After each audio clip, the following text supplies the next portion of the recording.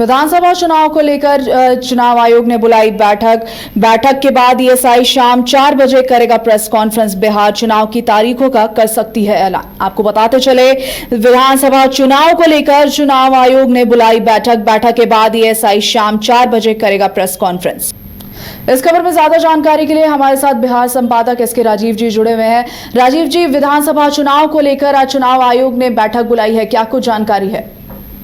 देखिए रोमिता, दरअसल में बिहार में विधानसभा चुनाव का बिगुल जो है वो फूका जा चुका है और आपको याद होगा कि कल सीईसी जो है वो पटना में उन्होंने विधिवत प्रेस कॉन्फ्रेंस करके अपनी तैयारियों के विषय में मीडिया को जानकारी दी थी और यह कहा था कि 22 नवंबर से पहले जो है वो बिहार में चुनाव प्रक्रिया को पूरा कर लिया जाएगा, क्योंकि 22 नवंबर तक बिहार में सरकार का गठन होना है।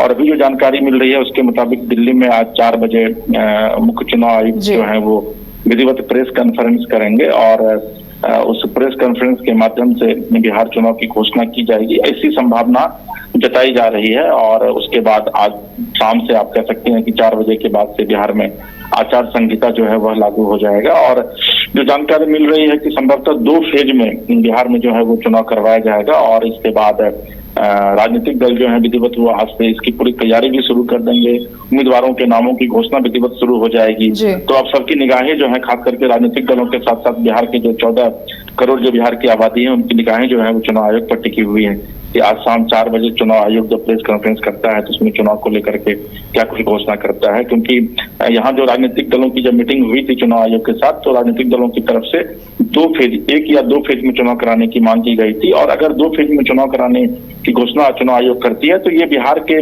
चुनावी इतिहास में पहली घटना होगी, क्योंकि इसके पहले आज तक 3 फेज से कम में चुनाव बिहार में नहीं करवाया गया था। तो अब इंतजार है 4 बजे का जब चुनाव आयोग चुनाव को लेकर के बिहार में घोषणा करता है। जी रोमिता।